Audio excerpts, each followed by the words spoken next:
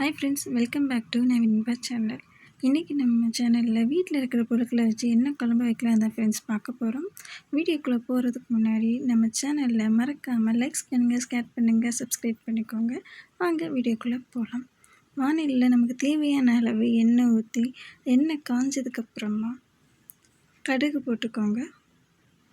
கடுகு போட்டதுக்கப்புறம் கடுகு நல்லா பொரிஞ்சதுக்கப்புறமா நம்ம எடுத்து வச்சுருக்க மசாலாவை இதுக்குள்ளே சேர்த்துக்கணுங்க. பிரிஞ்சி இலை, கிராம்பு, ஏலக்காய், கசகசா, பட்டை இது எல்லாத்தையும் சேர்த்து பொன்னிறமாக வதக்கிக்கணுங்க.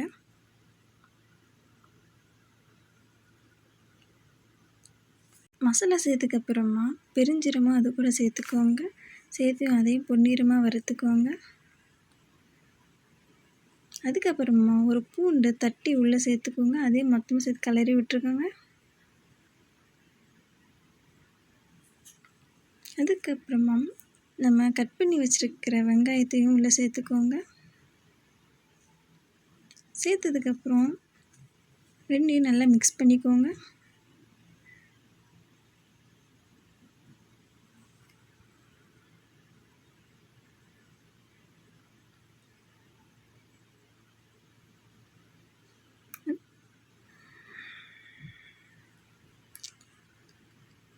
பொன்னிறமாக வர வரைக்கும் நல்லா மிக்ஸ் பண்ணிக்கோங்க. அதுக்கப்புறமா ஒரு பச்சை மிளகாய் எடுத்து அதையும் சேர்த்து நல்லா வதக்கிக்கோங்க.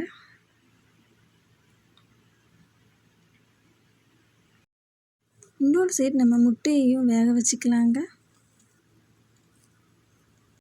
கருவேப்பிலை சேர்த்ததுக்கப்புறமா நம்ம கட் பண்ணி வச்சுருக்கிற தக்காளியும் இது கூட சேர்த்துக்கோங்க. தக்காளி சேர்த்ததுக்கப்புறமா நல்லா கிளறி விட்டுக்கோங்க. தக்காளியில் நல்லா ஸ்கின் பீல் ஆகிற வரைக்கும் நல்லா வேக வச்சுக்கோங்க.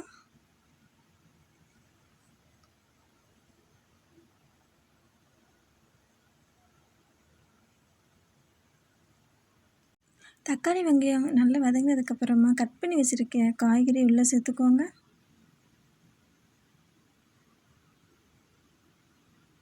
உருளைக்கிழங்கும் கத்திரிக்காயும் ஒன்றாவே போட்டுக்கோங்க.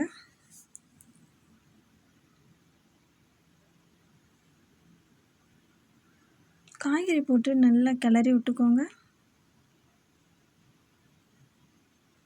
கிளறினதுக்கப்புறமா அப்படியே விட்டுருங்க, தண்ணி ஊற்ற வேண்டாம். எண்ணெயிலே கொஞ்சம் நேரம் வேகட்டுங்க. வேக வச்சுருக்க முட்டையை எடுத்து இப்போ க்ளீன் பண்ணி வச்சுக்கலாங்க.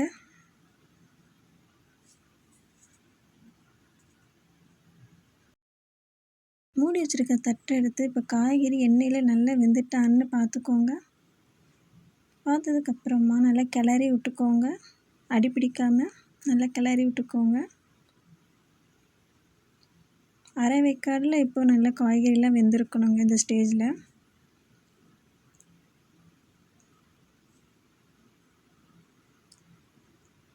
அரை வேக்காடில் வெந்ததுக்கப்புறமா இதுக்கு தேவையான மசாலா சேர்த்துக்கலாங்க. அரை ஸ்பூன் மஞ்சத்தூள், அரை ஸ்பூன் மிளகாத்தூள் சேர்த்துக்கோங்க. மிளகாத்தூள் சேர்த்ததுக்கப்புறமா காரத்துக்கு ஏற்றபடி மிளகாத்தூள் சேர்த்துக்கோங்க. நான் வீட்டு மசாலாலையும் காரம் இருக்கிறனால நான் மிளகாத்தூள் கம்மியாக தாங்க சேர்த்துக்கிறேன். உங்களோட காரத்துக்கு ஏற்ப நீங்கள் மசாலா தூளும் சேர்த்துக்கோங்க. மசாலா தூளும் சேர்த்ததுக்கப்புறமா நல்லா கிளறி விட்டுக்கோங்க. மசாலா சேர்த்தனால சீக்கிரம் அடி பிடிச்சிருங்க. அதனால் ஒரு கிளாஸ் தண்ணி எடுத்து பக்கத்தில் வச்சு தண்ணியும் சேர்த்து ஊற்றிக்கோங்க. காய்கறி வேகிற அளவு ஆல்ரெடி நமக்கு காய்கறி வந்து அரை வேக்காடு வெந்துட்டுங்க. இப்போ இந்த மசாலாவோடு சேர்த்து காய்கறி வேக தாங்க வைக்கிறதுக்கு தண்ணி சேர்க்குறோம்.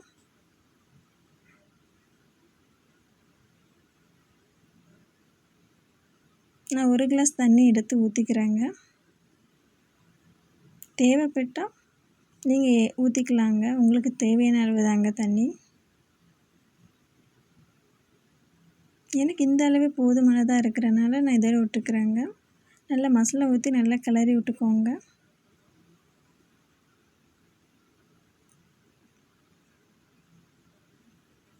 இப்போ மூடி வச்சு நல்லா வேக விட்டுருங்க. மசாலாவில் காய்கறி நல்லா வேகிற மாதிரி நல்லா வேக விட்டுக்கோங்க. நல்லா கொதிச்சிட்டுங்க. மசாலா வடை போகிற வரைக்கும் நல்லா கொதிக்க விட்டுக்கோங்க. போனதுக்கப்புறமா தேவையான அளவு உப்பு சேர்த்துக்கோங்க.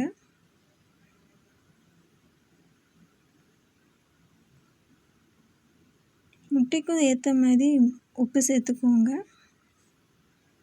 சேர்த்ததுக்கப்புறம் நல்லா கிளறி விட்டுக்கோங்க.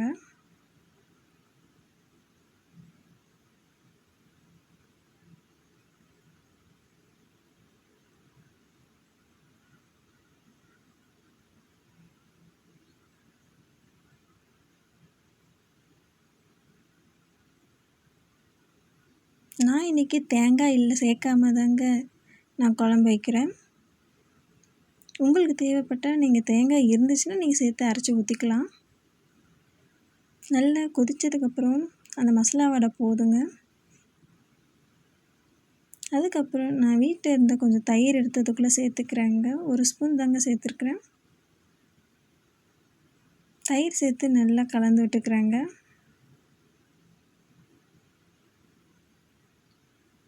கலந்ததுக்கப்புறமா நல்லா கொதிக்க விட்டுக்கோங்க. குழம்பு நல்லா கொதிச்சுட்டு இருக்குங்க. இந்த இப்பில் நம்ம எடுத்து வச்சுருக்க முட்டையை உள்ளே சேர்த்துக்கலாங்க.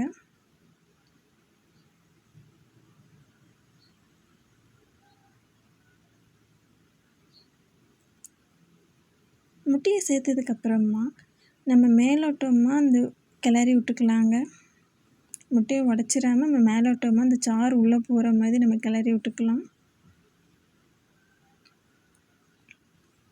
ஒரு 5 நிமிஷம் வரைக்கும் நம்ம கொதிக்க விட்டுடலாங்க. அந்த மசாலா முட்டைக்குள்ளே சேர்கிற மாதிரி நல்லா கொதிக்க விட்டுக்கோங்க மூடி வச்சு. அதுக்கு நல்லா கொதிச்சிட்டுங்க.